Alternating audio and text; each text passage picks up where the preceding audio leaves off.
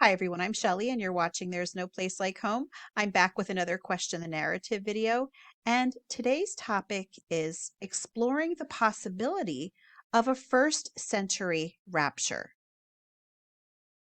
Up until this point in my exploration of covenant eschatology and in the creation of the videos that I've been doing on it, and it's also known as full preterism. I'm sure most of you know that.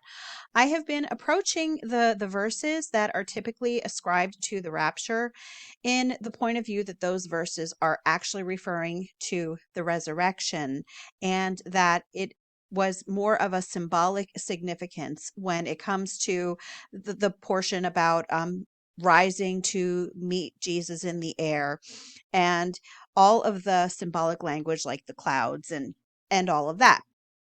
I do know, however, that there is another point of view within the preterist community that believes there actually was a rapture and that it happened in AD 70 at the fall of Jerusalem.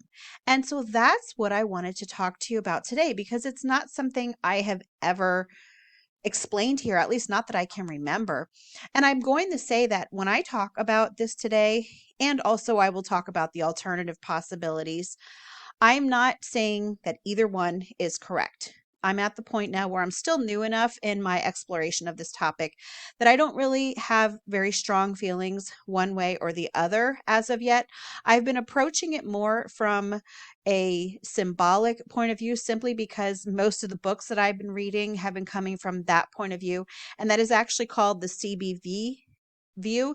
It means corporate body view, whereas the people who believe that there was a rapture, and I'm not sure if all of the people in this group believe there was a rapture in AD 70, but that you can correct me if I'm wrong. If you are in the comments and you know more about this than I do, please correct me, but I believe that is all IBV.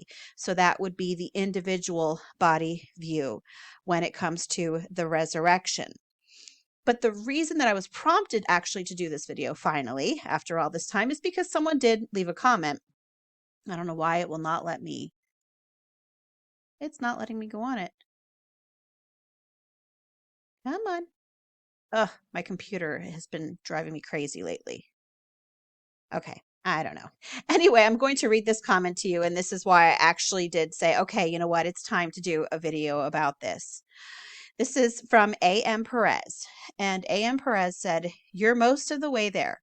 Where you go off the track is with Eusebius and the church tradition of the town of Pella." I will explain more of that in a minute if you haven't seen that video. "The believers that fled for the mountains received the reward of their faith and were taken up, as was promised them. They didn't settle in Pella. That is a tradition written by those who were left out of the wedding feast of the Lamb. Remember that Eusebius was writing nearly 3 centuries after the fact, writing about things that there were no witnesses of, based on the understanding of those who were left behind." As a very quick recap, the comment about Pella was referring to a recent video that I did where I brought up Luke 21 verses 20 to 21. And that says, "But when you see Jerusalem surrounded by armies, you will know that her desolation is near. Then let those who are in Judea flee to the mountains. Let those in the city get out, and let those in the country stay out of the city."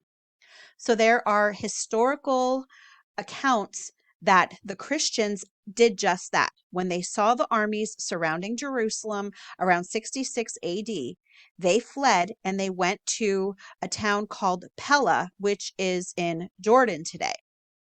And so most of the time I have been just thinking to myself, well, the Christians, they stayed there. They were safe there. No Christians died in the Roman Jewish War, and about 1.1 million Jews did in that point in history.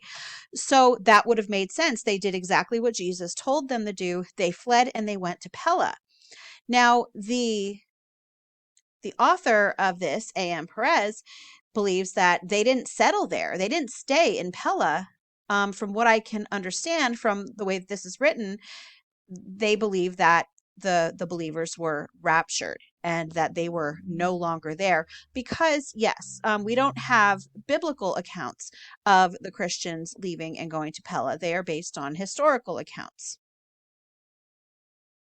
I'm going to share now the most commonly used verse or passage when it comes to the rapture. So that's 1 Thessalonians 4, verses 14 to 17. For since we believe that Jesus died and rose again, even so, through Jesus, God will bring with him those who have fallen asleep. For this we declare to you by a word from the Lord, that we who are alive, who are left until the coming of the Lord, will not precede those who have fallen asleep. For the Lord himself will descend from heaven with a cry of command, with the voice of an archangel, and with the sound of the trumpet of God. And the dead in Christ will rise first. Then we who are alive, who are left, will be caught up together with them in the clouds to meet the Lord in the air, and so we will always be with the Lord. So when it comes to this verse, I know that there's more than two explanations for it, but I'm only going to really focus on two of them today.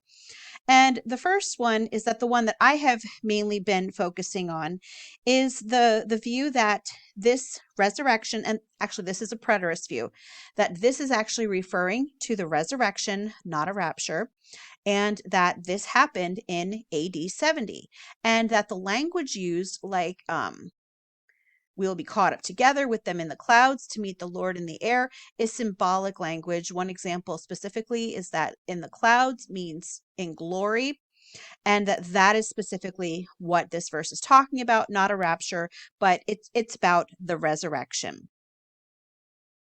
Now, on the other hand, if we look at this passage from a dispensationalist point of view, the dispensationalists look at this and they see this as being literal and that it is talking about a future rapture. So the dispensationalists, they don't believe that everything was completed in AD 70. They're still waiting for a culmination of events. They're even still waiting for the tribulation. And so they are waiting for this future event where exactly what it says, being caught up in the clouds to meet the Lord in the air, is going to happen. But my question is, what if both of these views are partially correct? Now, the reason that the dispensationalists believe that this is talking about a future rapture or possibly an imminent rapture, as in any day now, a rapture that could even happen to them, is because when dispensationalists read this passage, they read this as if it's being written to a general audience at any point in time. For example, when it says, for since we believe that Jesus died and rose again, even so through Jesus, God will bring with him those who have fallen asleep. For this we declare to you by a word from the Lord, that we who are alive, who are left until the coming of the Lord, will not precede those who have fallen asleep. And then down here it says again, then we who are alive, who are left, will be caught up together with them in the clouds. So the dispensationalists, they look at this as general directions for believers throughout time. Ugh, I have to keep pausing from recording because I have a tickle in my throat. Anyway, so when preterists read this, however, they use the hermeneutical approach of audience relevance. And when preterists read this, they see that this letter was written to the Thessalonians. It was written to a specific group of people, and that when Paul wrote this, when he included the word we, he was talking about himself and those he was talking to. So when it says, for since we believe that Jesus died and rose again, even so through Jesus, God will bring with him those who have fallen asleep. For this we declare to you by a word from the Lord, that we who are alive, who are left until the coming of the Lord, will not precede those who have fallen asleep. Paul is writing a letter specifically to the Thessalonian church, and he is including himself in this letter, that we who are alive. So Paul is writing to the Thessalonian church as if he and they may possibly be alive when this happens. Now, you might say, okay, well, possibly be alive. Well, then maybe it could be centuries down the road. Well, no, because it's clear that all of the disciples and apostles and Jesus himself expected this to happen in the generation of Jesus. And it culminated in AD 70. So a biblical generation is 40 years, and Jesus said, "This generation shall not pass away." Approximately 30 AD, and a biblical generation is 40 years, and that is when the temple fell, was in AD 70. So, what Paul is saying is that some of us might still be alive at this point in time, because it is going to happen in our generation. So he's not saying, well, maybe we'll still be here because it might happen now, but it also might happen hundreds of years from now or thousands of years from now. No, he fully expected it to happen soon. It's just that you don't know from one day to the next what's going to happen. And so he was just assuming that some of them would still be alive, because they would still be alive in their own generation. So if we use that hermeneutic of audience relevance, and then we also use what the dispensationalists do of understanding this part here literally, if you combine the two of those, you could actually see audience relevance, meaning that the literal rapture was going to happen to the people that this letter was written to. Not just the Thessalonians, obviously. He was writing to the Thessalonians, but all of the believers in their time period, not ours. And I know that there are people who have left me other comments about this, and I wish that I would have saved them, but I didn't. But they basically said to me, these quote rapture verses, they're talking about the believers back then. It happened to them. It's not going to happen in the future, because it already did happen. And it actually does make sense if you think of it that way. Then we who are alive, who are left, will be caught up together with them in the clouds. So yeah, audience relevance, he's talking to them. And is it possible that there was a rapture in AD 70? I certainly think it could be. It could have been the case. And there is some circumstantial evidence. I'm going to say circumstantial evidence. There's some supporting evidence that does say that this could be the case, because it would make sense as to why there was such an early start of errors in doctrine regarding the coming of Jesus and when it happened. And, now having all of these different views. And that would have been because all of the true believers would have been raptured at that point in time, and there would have been no true believers left to be spreading Christianity. In fact, there have been some people who have commented on my channel who said that it could very well be that I don't want to say false believers, but those who were not truly Christians, because they were not raptured, they were the ones who started the churches who were still going after this, and that is why there are so many discrepancies. And it could have also been that after people saw what happened, that these people were gone, that they decided, what, that is the true faith. And so then they picked up the pieces, and then they started out on their own trying to figure everything out.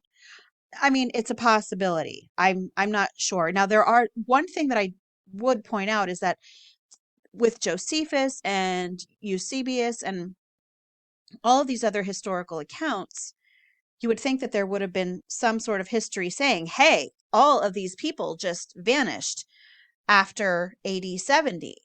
But we don't find that. Now, obviously, we know that a lot of our history has been tampered with. So you just don't know, or maybe they just didn't find those accounts.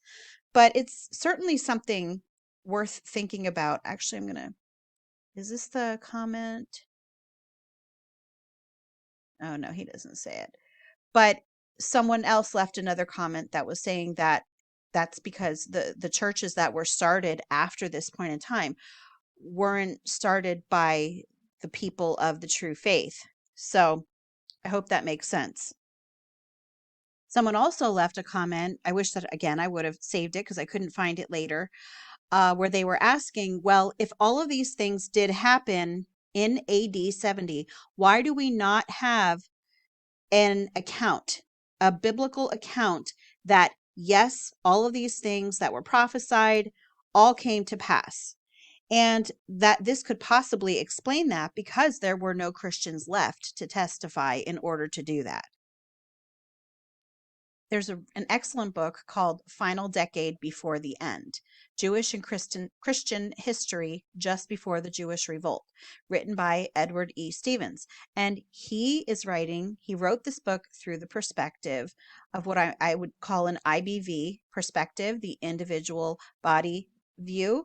And he also believes that there was a rapture at that point in time. It says here, it appears that all of the pre-70 saints had left the stage, and the zealots took their place. We would have expected those pre-70 saints to come back on stage after the war and proclaim their triumph over the forces of darkness after the zealot rebellion had been crushed. Instead, the action on the stage closes with the tragedy of the Jewish defeat, and the true church remains silent and invisible for at least 2 decades. We are left wondering what happened to those Christian heroes. Where was their victory? Why is there no triumphal procession and wedding banquet to celebrate their marriage to the Lamb? There is a very strange silence here at the very time when there should have been sheer ecstasy and lavish jubilation. In my study of the history of the first century church, I was profoundly struck by the radical contrast between the intense missionary and literary activity of the saints before AD 66 and their utter silence and absence afterward. Many patristic scholars have noticed this same contrast and commented on it. They refer to the first few decades after AD 70 as being a dark or obscure period.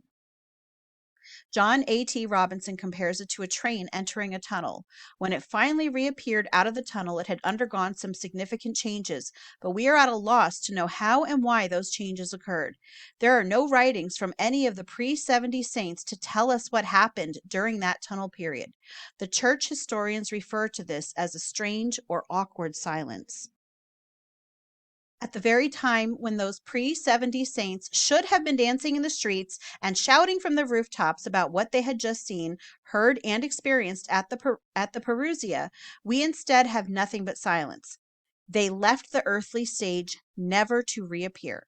Not a single one of those elect saints, some of whom are named in the New Testament and who lived and remained until the Parousia, ever showed up after AD 70 to claim that they had just witnessed and experienced the Parousia. So what happened to those pre-70 elect saints who lived and remained until the Parousia? Where did they go? Why didn't at least one of them appear on the stage after AD 70 to proclaim their triumph? Nothing short of a rapture can explain the utter silence and complete absence of those dear pre-70 saints after AD 70. There is no historical testimony after AD 70 from any of those living and remaining saints claiming that they saw, heard, and experienced those things that Jesus and the apostles had promised. Why was their triumphal procession and victory celebration and wedding feast not experienced on earth in the visible realm? It was because it occurred in the unseen realm of heaven above. Those living and remaining saints were promised to be a part of that victory celebration and wedding feast. How did they get to participate in it without dying? Apostle Paul said their bodies would be changed from mortal to immortal, visible to invisible, without having to experience physical death. And then they would be caught up with the resurrected saints to be in the presence of Christ forever afterwards. Now, this is another point of view for 1 Corinthians 15, and I actually went over that passage from the other point of view, the corporate body view, where it is talking about the same verse, but it is looking at it in a more spiritual perspective and not the physical perspective that Ed Stevens does. So it is a debate that is going on in the preterist community. And again, this isn't something that I have spent a whole lot of time on, so I don't really have an opinion one way or the other just yet. I would definitely need to do some more reading and researching. But I will say that he definitely made some great points here in this, especially regarding the fact that no one spoke up about this. You would think that they would have been, just celebrating from the rooftops about this, yet you don't hear anything. And so the question is, why? And that could certainly explain exactly why. Now I'm just going to give a few counter arguments to this, just to try to keep things fair. And one of them, I'm going to again address the mistakes or the errors that are made in doctrines. If indeed all of this happened in AD 70, how all of a sudden is everything pointing to it not being finished yet? How could that have possibly happened? And one of those was that, on the other hand, if all of the true believers were raptured, there was no one left to tell the truth about what happened. On the other hand, is it possible that these errors came about just from natural human error? I mean, if we look, even when the apostles were still teaching, Paul, for example, was already correcting the Corinthians. In 1 Corinthians 1, verses 10 to 17, he says, I appeal to you, brothers, by the name of our Lord Jesus Christ, that all of you agree, and that there be no divisions among you, but that you be united in the same mind and the same judgment. For it has been reported to me by Chloe's people that there is quarreling among you, my brothers. What I mean is that each one of you says, I follow Paul, or I follow Apollos, or I follow Cephas, or I follow Christ. Is Christ divided? Was Paul crucified for you? Or were you baptized in the name of Paul? I thank God that I baptized none of you except Crispus and Gaius, so that no one may say that you were baptized in my name. I did baptize also the household of Stephanas. Beyond that, I do not know whether I baptized anyone else. For Christ did not send me to baptize, but to preach the gospel, and not with words of eloquent wisdom, lest the cross of Christ be emptied of its power. So, why was there division in the Corinthian church? Because many of them were believing different things, and they were being taught by Paul.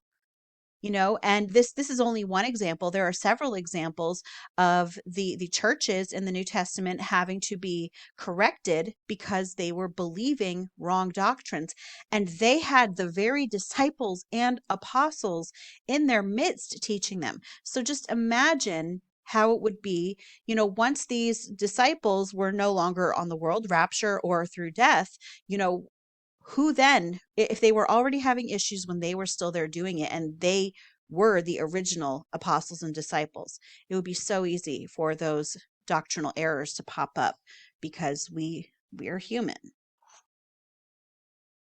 Now back to the question of why there would not have been any sort of account about the triumph of the church in AD 70 and all that had culminated and all of the prophecies being fulfilled.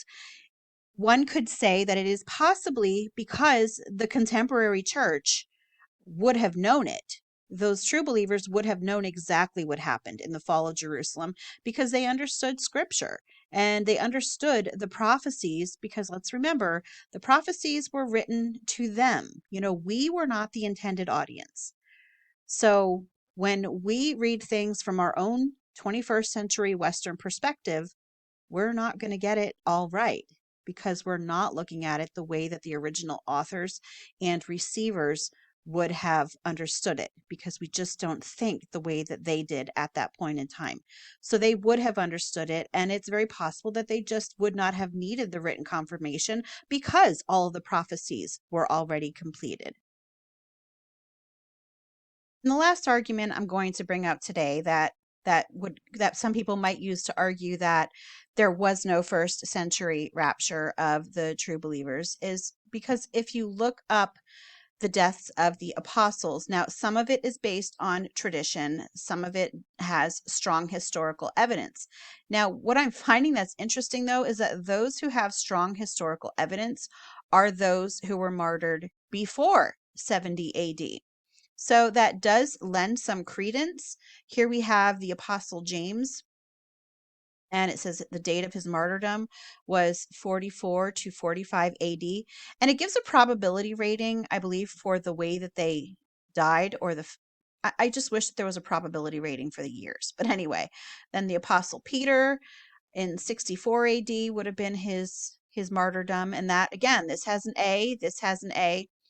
Apostle Andrew, date of martyrdom, 70 AD. This has a B. Apostle Thomas, 70 AD.